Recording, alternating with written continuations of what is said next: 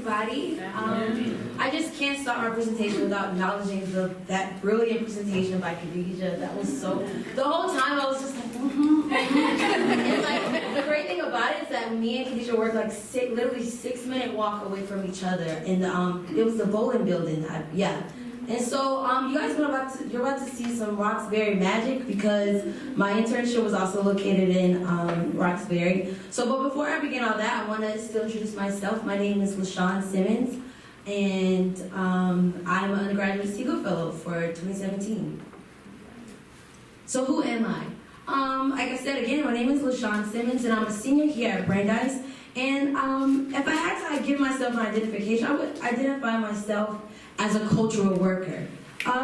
Cultural work is a form of social work that infuses the arts, and cultural workers basically use the arts as a means to collaborate with the community members and achieve social progression. The essential question in cultural work, I believe, is asking themselves, how can the arts inform and address social issues?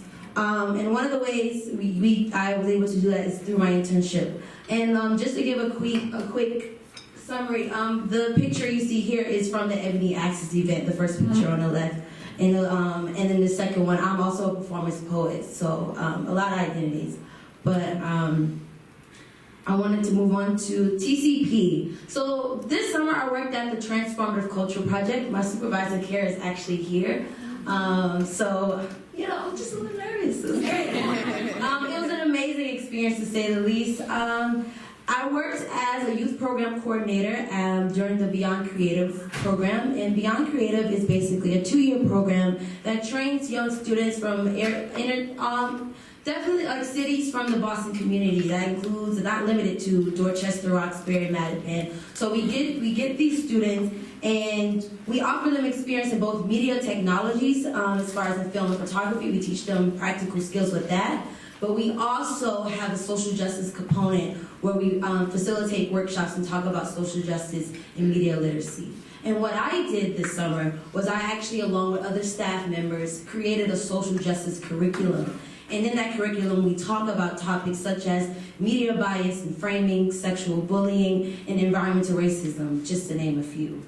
Another thing I want to mention about TCP that's great is that not only do we give the students these skills, they are able to take these skills and actually apply them to clientele work. So we're actually trying to like really dissemble the paradigm of the starving artist, and we want to compensate these students for their hard work and show them that there is a future in the media arts. And with those conversations at the social justice curriculum that I helped create, they actually create personal videos. And what you see here is the students in action creating the videos. And another thing that I did too while I was with them is I served as their liaison, creative consultant, whatever they need. They needed some more information or anything to help them contextualize their experience. I, along with my coworker, Sakona Fitz, who worked with me, we basically help them. So what you're about to see now is a video, actually. So one of the things that TCP students do is they address these social issues and concerns of the community. And they use these social issues, they contextualize them through the social justice curriculum that we give them, but we also allow them space artistically to express themselves and use creative outlets to talk about these issues. Another great thing that TCP does too is that we give them space to even recreate their own narrative. So giving them the agency to create their own narrative of their community and not the one that is portrayed by the media. And so that in itself is a radical form of resistance, having given the students back the agency to recreate their own futures despite oppressional forces. So yeah, I miss them already. I'm not gonna cry. So the picture you see here, they're not my friends, but they feel like my really close friends. I miss them so much. They're all doing great things. Some are going to be Posse Scholars one day. They're going to be film directors. And I want to just emphasize that in conclusion, I just want to say that in order to get a clear and informed stance on current social issues, we must look at it through an intersectional lens. And this really involves listening to other people's stories, especially those in marginalized communities. This specifically aligns with one of the Segal's core competencies, and that urges us to communicate, collaborate, and learn with multiple diverse communities. And in those moments, one must recognize their privilege and honor those diverse perspectives. So really that's what we do here at TCP through the arts, is honoring those diverse perspectives and giving them the platform and giving them all creative agency in doing so.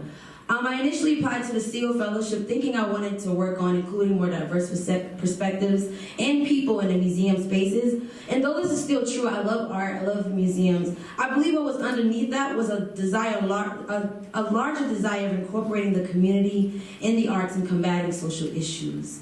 And this revelation was really unveiled to me through my experience in the cohort and our trainings during the spring and just being at TCP. So I want to take a moment to thank you all again for listening and thank my supervisor for coming all the way from Roxbury to come and see this presentation. Thank you so much.